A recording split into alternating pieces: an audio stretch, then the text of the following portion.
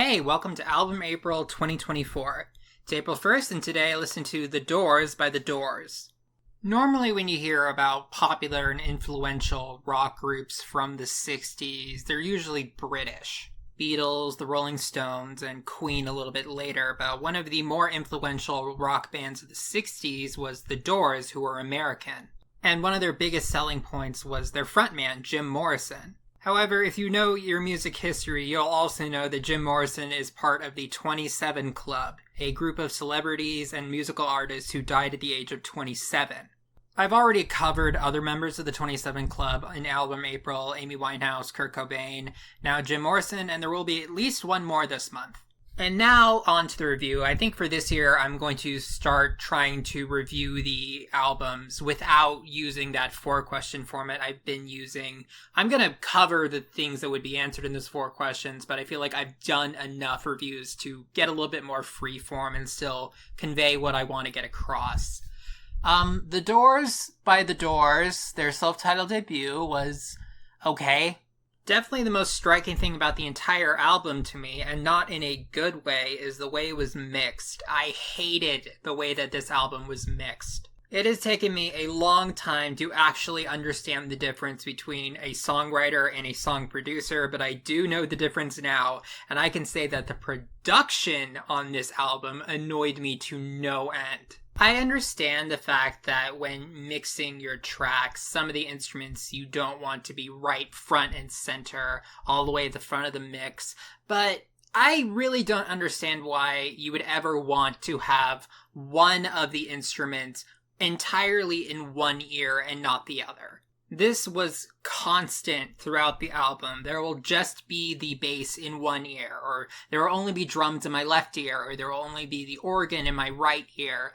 And I hated it. I hate songs that do this. It makes you feel like I'm getting a headache. I can imagine that when this album was made, there wasn't like really good headphones everyone was using back then. Most people were using things like radio or speakers where it would be not as noticeable. But now, with my headphones, it's very noticeable and I hate it. When they were digitizing this album, I would rather they have made everything one mono track and then duplicated it so we get the exact same things from both ears than what I ended up hearing on this album. But that's not something worth hating an entire album over, so I'm just gonna have to let that go.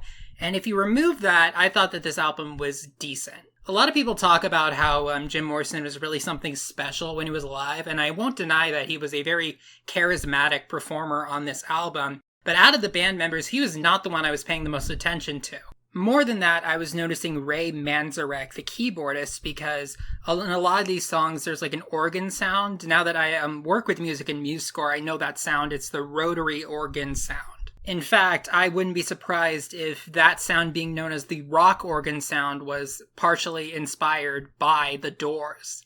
The Doors, they definitely seem to be very comfortable with using dissonance. There were several times where the organ was pounding out what I'm pretty sure were straight up just minor seconds, like that buzzing interval. There also were a lot of dissonant moments of harmony in the vocal tracks. But it's not like full-on avant-garde experimental type of stuff. If like on one side of the spectrum you got the Beatles, very pop, very radio-friendly, and on the other side of the spectrum you got like the Velvet Underground, very avant-garde, independent-sounding music, The Doors seem to be about in the middle. One thing I've come to learn over doing, at this point, 61 of these album listens is that it's not just how long an album is, it's how long the songs within the album are. That really sort of contributes to how long it feels. Because like a 40-minute album with like 5 songs will feel a lot longer than a 60-minute album with 15 songs. In this album, there's no middle ground at all. Like, the songs are either short, like less than 4 minutes, or they're really long, over 7 minutes. There are 2 songs on this album, Light My Fire and The End, that are very long. The End is the last song on the album, and it's 11 minutes, I think. And I understand it was a different time, and things had different connotations, but they use the term little girls way too much. Like, I think this is like, from another source. It was a cover, but there was a song about, I need to find a whiskey bar. And then right after, I need to find some little girls. I don't really have like a standout favorite song from the album, but I do remember liking 20th Century Fox because it was like a double entendre. It was a movie studio, but also a modern woman. I definitely didn't like Light My Fire or The End because they didn't make good use of all the time they were given. Light My Fire was like a normal song for like 4 minutes, and then the rest of it was solos, and I don't even remember what was going on in The End. It was just so many things that I didn't think went together that well. Overall, if just looking at this album, if that is indicative of their career, I would say that the Doors were ahead of their time because it doesn't sound like something from the 60s. It sounds like something from the 70s.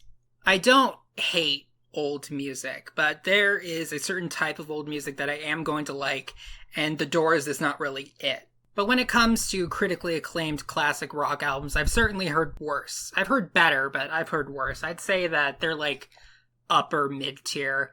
At least if this album is to be believed when it comes to that's what the Doors sounded like. All right, thank you for listening. I'll see you tomorrow.